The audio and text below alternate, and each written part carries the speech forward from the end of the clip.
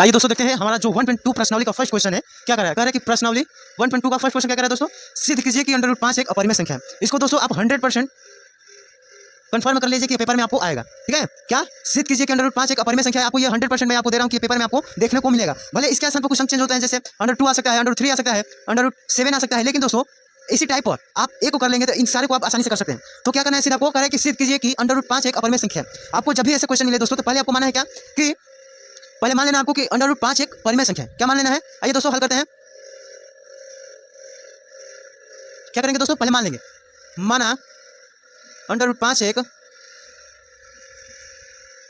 परिमेय संख्या है। अब जानते हैं दोस्तों कि परिमेय संख्या क्या होता है, जिसे हम p बाई क्यू के रूप में लिख सके उसे क्या कहते हैं, परिमेय संख्या। उसे क्या कहते हैं दोस्तों, परिमेय संख्या। जिसे p बाई क्यू के रूप में लिखा जा सके उसे परिमेय संख्या। जब मैंने माना है कि अंडर रूट 5 एक परिमेय संख्या है, इसे हम p बाई क्यू के रूप में लिख सकते हैं। जैसे हम अभी लिख दें कि अंडर रूट 5 इक्वल टू क्या लिख सकते हैं, p बटा क्यू, जहां p तथा q अभाज्य संख्या है। अभाज्य संख्या है। अभाज्य संख्या क्या होता है दोस्तों, मैंने इस चैप्टर को स्टार्ट करने से पहले परिमेय अभाज्य संख्या क्या है, परिमेय अपरिमेय संख्या क्या है, मैंने टोटल अपने पहले लेक्चर में बता दिया है। तो आप उसमें जाकर देख सकते हैं। मैं फिर आपको पुनः बता दे रहा हूं कि अभाज्य संख्या क्या होता है। तो कहेंगे कि ऐसी संख्या जो एक से कटे और स्वयं से कटे और स्वयं के अलावा किसी से ना कटे उसे ही अभाज्य संख्या कहते हैं। तो मैंने जो p तथा q लिया है, हमें ऐसी संख्या लेना है जो एक से कटे, स्वयं के अलावा किसी से ना कटे। जैसे 1, 3, 2, 5 ये ऐसी संख्या है दोस्तों कि जो स्वयं से कटेगी और एक से कटेगी और एक के अलावा किसी और से नहीं कटेगी। इसी को हम क्या कहते हैं, अभाज्य संख्या। तो दोस्तों हल करने से पहले हमें क्या करना है, मान लेना है कि माना अंडर रूट 5 एक परिमेय संख्या है। माना अंडर रूट 5 एक परिमेय संख्या है, तो जब अंडर रूट 5 हमारा परिमेय संख्या है तो उसे हम अंडर रूट 5 को p बाई क्यू के रूप में लिख सकते हैं, जहां p तथा q अभाज्य संख्या है और q नॉट इक्वल 0, यानी हमारा जो q है वो किसके बराबर नहीं होना चाहिए, 0 के बराबर नहीं होना चाहिए। अब देखिए दोस्तों क्या करेंगे, आप कहेंगे कि दोनों पक्षों का वर्ग करने पर, दोनों पक्षों का वर्ग करने पर कर दिया दोस्तों। इसका वर्ग करेंगे तो क्या हो जाएगा 5, और इसका वर्ग करेंगे तो क्या हो जाएगा दोस्तों, तो कहेंगे p स्क्वायर बटा q स्क्वायर। ठीक है, अब आपको यहाँ p स्क्वायर इक्वल क्या हो जाएगा, तो कहेंगे 5 q स्क्वायर हो जाएगा। अब इसे मान लीजिए समीकरण नंबर 1। ठीक है, अब देखिए दोस्तों क्या लिखेंगे यहाँ, कहेंगे अतः 5 p स्क्वायर को विभाजित करता है, तब 5 p को भी विभाजित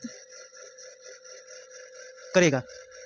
क्या लिखा है दोस्तों, अतः पाँच पी स्क्वायर को क्या करता है, विभाजित करता है, तब 5 किसको विभाजित करेगा, p को विभाजित करेगा। दोस्तों मान लीजिए जैसे हम कहें कि जो हमारा 5 है कह रहा है कि p स्क्वायर को विभाजित कर रहा है, यानी हम कहें 10 का स्क्वायर को विभाजित कर रहा है। ठीक है, तो 10 का स्क्वायर कितना आता है 100, तो कह रहा है कि 5 जो है 100 को विभाजित कर रहा है। तो जो ये संख्या है यानी ये क्या है, p है, तो इसको भी क्या करेगा, विभाजित करेगा। वही मैंने लिखा है कि 5 p को भी विभाजित करेगा। जैसे अब ये 10 है तो 5 हमारा 10 को भी क्या करेगा, विभाजित करेगा। ठीक है, तो वही मैंने यहाँ पे लिखा है, क्या लिखा है दोस्तों कि 5 p स्क्वायर को क्या करता है, विभाजित करता है, तो 5 इसको विभाजित करेगा, p को विभाजित करना है, करेगा। ठीक है, अब क्या करना है, लेट पुनः मान लेना है। क्या मानना है दोस्तों, तो कहेंगे p बराबर 5m, p बराबर 5m। आप m के जगह पर कुछ भी मान सकते हैं, a b c d e f g आप कुछ भी मान सकते हैं। तो मैंने क्या मान लिया कि p इक्वल टू 5m। ठीक है, तो क्या करना है कि p का मान हमें क्या करना है, यहाँ रख देना है। p का मान समीकरण 1 में रख देना है। जब p का मान समीकरण 1 में रखेंगे, यहाँ लिख दीजिए p का मान समीकरण 1 में रखने पर रख दीजिए दोस्तों। तो p की जगह पर हमें क्या रखना है, 5m, तो हो जाएगा आपका 5m का स्क्वायर। 5m का p की जगह पर हमें 5m रखना है, p की जगह पर 5m, तो क्या हो जाएगा 5m का स्क्वायर इक्वल टू क्या हो जाएगा 5q स्क्वायर,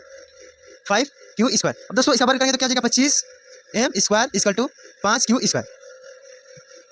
तो यहाँ पर q स्क्वायर इक्वल टू हो जाएगा 25m स्क्वायर बटा में 5, ये कट जाएगा तो कितना हो जाएगा दोस्तों, तो कहेंगे 5 से 25, तो q स्क्वायर इक्वल टू हो गया 5m स्क्वायर। यहाँ से आप देख रहे हैं दोस्तों कि जो 5 है, अतः इसको मान लेना हमें समीकरण नंबर 2। क्या मान लेना है, समीकरण नंबर 2। अतः 5q स्क्वायर को विभाजित करता है। ठीक है, तो 5q को भी विभाजित करेगा, 5q को भी विभाजित करेगा।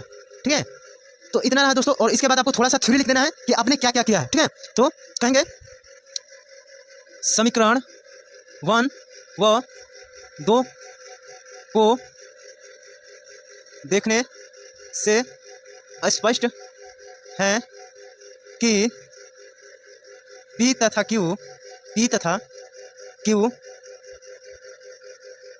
5 से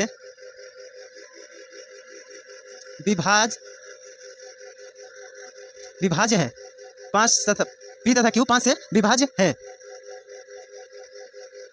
अतः हमारा मानना है कि p तथा q अभाज्य संख्या है, अभाज्य संख्या है जो कि गलत है।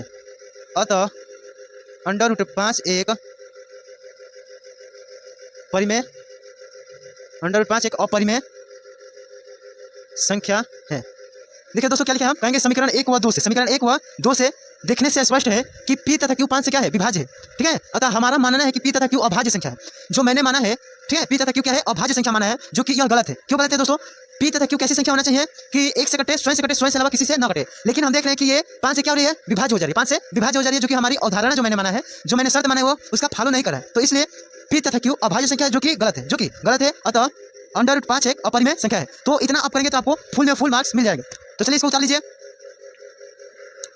और आगे देखिए दोस्तों, यदि आपसे कहा जाए कि सिद्ध कीजिए कि अंडर रूट 2 एक अपरिमेय संख्या है, अब कहा जाए अंडर रूट 2 एक अपरिमेय संख्या है, तो कुछ नहीं करना है, जहां थोड़ा सा डिफरेंस करना है दोस्तों। क्या करना है तो देखो, यहां मान लेना है कि माना अंडर रूट 2 एक अपरिमेय संख्या, परिमेय संख्या क्या माना है, माना अंडर रूट 2 एक परिमेय संख्या है। अब बताइए, जब 2 अंडर रूट 2 एक परिमेय संख्या है तो हम इसे भी p/q के रूप में लिख सकते हैं। तो लिख दीजिए अंडर रूट 2 = p/q, जहां p तथा q कैसा भी कंडीशन हो, अगर ऐसा आ जाए अंडर रूट 2 अंडर रूट 5, तो उसमें हमेशा क्या माना है, अभाज्य संख्या माना है। क्या माना है दोस्तों? तो अभाज्य संख्या माना है। तो अंडर 2 हो जाएगा p/q, जहां p तथा q क्या है, अभाज्य संख्या है और q ≠ 0। अब देखिए दोनों पक्षों को वर्ग करने के बाद, तो दोनों पक्षों का वर्ग करेंगे तो यहाँ क्या हो जाएगा दोस्तों, तो कहेंगे 2, और यहाँ क्या हो जाएगा p² ठीक। फिर यहाँ जब करेंगे तो p² क्या हो जाएगा, 2q², क्या हो जाएगा 2q²। समीकरण नंबर 1 हो गया। फिर लिखेंगे यहाँ अतः 2 p² को क्या करता है, विभाजित करता है। तब 2 किसको विभाजित करेगा दोस्तों, तो कहेंगे p को भी विभाजित करेगा, 2 p को भी विभाजित करेगा। अब लेट यहाँ p = क्या मानना है, यहाँ 2a माना है। जैसे इसमें अंडर रूट 5 सिद्ध करना था, तो इसमें अंडर रूट 2 सिद्ध करना है, तो इसलिए हमें क्या मानना है, यहाँ p = अंडर रूट 2, और फिर p का मान समीकरण 1 में पुट कर देना है, रख देना है। तो जब p यहाँ रखेंगे तो 2m का स्क्वायर हो जाएगा, तो यहाँ 5m का हटा दीजिए, क्या हो जाएगा 2m का स्क्वायर, ठीक है, और इधर क्या है 2q का स्क्वायर। अब देखिए दोस्तों, 2 का वर्ग कर दीजिए तो क्या हो जाएगा 2 दूनी का 4m²। उसी तरह यहाँ क्या हो जाएगा 2q²। अब निकालेंगे दोस्तों, तो q² क्या हो जाएगा आपका, तो कहेंगे कि 4/2, क्या हो जाएगा 4/2, कटा देंगे तो क्या बचेगा 2m², q² क्या हो जाएगा 2m², ठीक है। तो अतः 2 q² को क्या करता है, विभाजित करता है। तब 2 किसको विभाजित करेगा दोस्तों, तो कहेंगे q को भी विभाजित करेगा। अब समीकरण 1 और 2 को, समीकरण इस 1 और 2 को देखने से स्पष्ट है कि p तथा q क्या है, 2 से विभाज्य है। अतः हमारा मानना है कि p तथा q अभाज्य संख्या है, जो कि क्या है, गलत है, जो कि गलत है। क्यों गलत है दोस्तों, क्योंकि 2 से विभाज्य हो जा रही है, 2 से कट जा रही है, ठीक है, इसलिए हमारी अवधारणा के विरोध है, ठीक है। तो अतः अंडर रूट 2 कर देना है, अंडर रूट 2 एक अपरिमेय संख्या है। इसी तरह आप दोस्तों अंडर रूट 3 आ जाए, अंडर रूट 7 आ जाए, अंडर रूट 11 आ जाए, तो सब क्या होगा, इसी टाइप होगा। और दोस्तों भले यहाँ अंक चेंज हो सकता है, लेकिन ये जो विधि है इसी विधि से होगा। और मैं दोस्तों बता दूं कि आपको पेपर में 100% मैं गारंटी दे रहा हूँ कि एक क्वेश्चन आपको 4 या 6 नंबर को देखने को मिलेगा। चलिए